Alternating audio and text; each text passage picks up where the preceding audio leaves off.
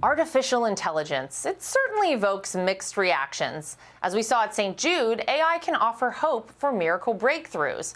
But it doesn't change the fact that most of us are still a bit uneasy about its impact on our economy and our way of life. But you might be surprised to learn about one of the latest voices trying to cut through the AI noise. Tristan Thompson, former NBA champion and tech entrepreneur. He's now diving into the world of AI and cryptocurrency to pave the way for a better future. And I got the chance to sit down with him to talk all about it. Well, Tristan, thank you so much for joining me. I'm excited to sit down with you. Lara, thanks for having me. I appreciate it. Your story, I think, is so interesting. You are a first-generation American, and, you know, America has been very good to you. Did you ever expect your life to turn out as it has? No, I didn't expect it originally, but honestly, it wasn't until I really dived into sports and knew I was somewhat good to realize that in order for me to reach that goal, which is obviously to be in the NBA, I'd have to migrate to America and be able to leave home at the age of 16 and obviously sacrificing, you know, my teenage years, but for the common goal, which was to make it to NBA, but really just to put myself in my family position where, you know, I could take care of them financially. Well, you know, people have known you now as an NBA champion. Cleveland Cavaliers, the Celtics, the Pacers, the Bulls, the Lakers. You've had sort of an amazing career, but as we're discussing here, you are now kind of diving into a bit of a new space. We're in the world of technology with crypto, with AI. How did you go from being an NBA player, power forward, to now kind of being this tech entrepreneur? Yeah, I mean, listen, I think the reality is that, like most players when they're done playing, listen, Father Time's undefeated unless you're LeBron James, who's still playing 23 years at the age of 40, which is crazy.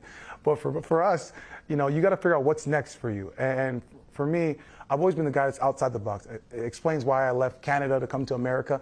I've always wanted to do something different than everyone else.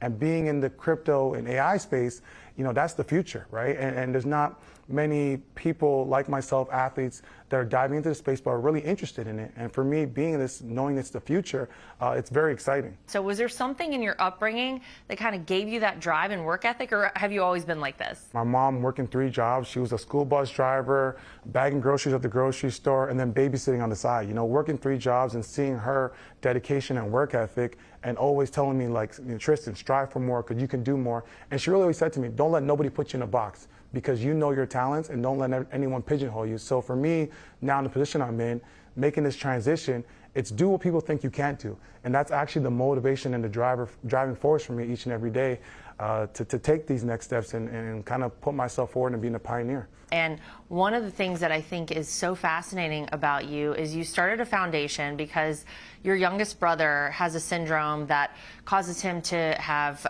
you know, seizures. And you also are now part of trying to make healthcare more transparent and more accessible via AI. Tell me about all of that. I mean, to step up to the plate like you did, I think is really incredible. Yeah, I think at the end of the day, you know, I'm the oldest of 4 boys, and I think I take a lot of responsibility to be a pioneer of my family. And for Amari, you know, he has Lennox-Gastaut syndrome, which is a form of epilepsy. And for us growing up in Toronto and not having the means or having premium health care, we ran into a lot of roadblocks and a lot of tough times.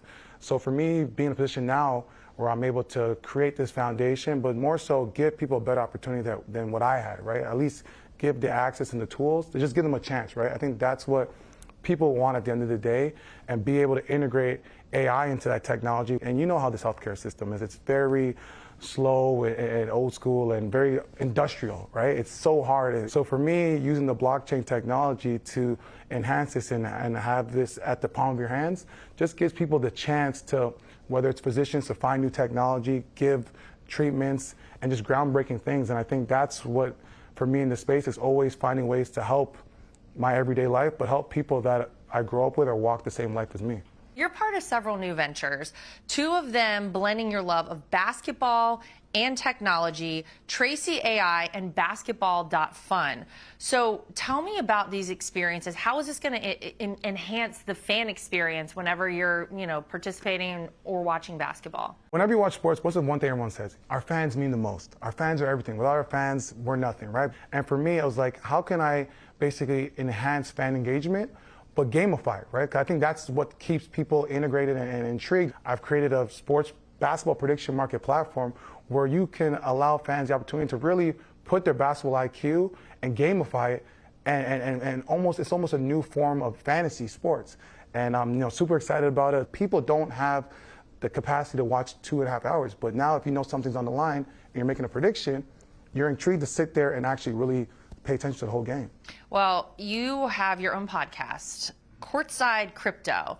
If someone is watching right now and they say, you know what, I'm kind of interested in the crypto space, I don't fully understand it, what would you tell them? How would you break it down? And would you advise them to get involved with crypto, and if so, why? So for me, being in the space and creating this podcast, for me, it was how can I break it down where it's very digestible? But if someone comes to me, like a lot of NBA players are right now, ask me, how do I open a wallet? What should I buy? Bitcoin, XRP, Solana? I say, listen, if you're getting in this space, spend whatever you feel digestible and comfortable spending. I want to give guys the tools to make their own financial decisions.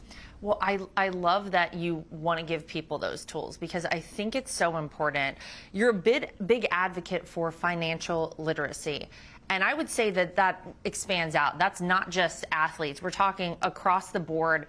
But as a former pro and college athlete, what is your message to many of those athletes who now in college even, Tristan, are coming into big sums of money like they never had before, and they don't really understand the best way to hang on to that money or plan for their future? Well, I think the issue is that, the communities that we come from, we're not provided that financial literacy, right? We're not taught how to build credit, pay your bills, taxes, how to build generational wealth. We're not taught those. So when these young kids come to all this money, like you said, NIL in college or even NBA, they're not given the tools. So for me, being an elder statesman in the locker room, I've always been preaching to guys, you are given a lot of money at a young age, and it's on you to take more ownership to understand that.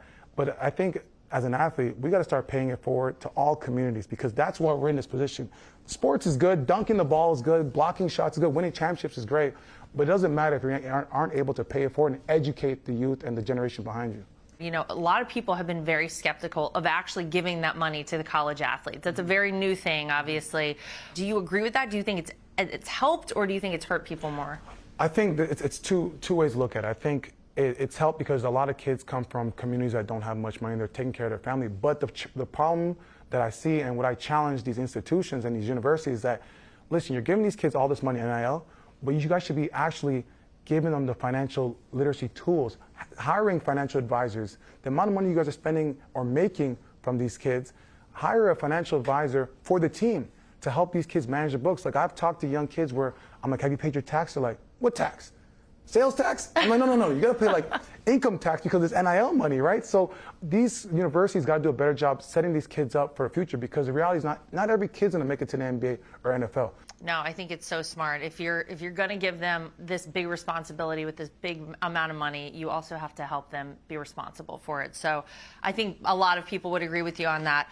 We just talked about so many things that you have going on. Your podcast, all of your ventures in crypto, AI, in the tech space. What is next for Tristan Thompson? Do you not have enough going on? I mean, I'm just on this Black Panther Avengers run where I'm really just trying to come into space and really implement myself. Coming into crypto space, a lot of people were skeptical because they're wondering what's a basketball player doing in the space. But for me, I just view it as another form of financial literacy, another form of a digital finance, right? At the end of the day, this is the future of the world and the future of our country. And for me, being a parent, I know one day when my kids turn 18 or whenever they're able to either buy a car or own a house, they're probably going to buy their first home with a form of cryptocurrency.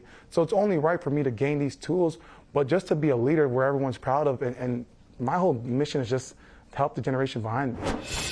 Hey, Sean Hannity here. Hey, click here to subscribe to Fox News YouTube page and catch our hottest interviews and most compelling analysis. You will not get it anywhere else.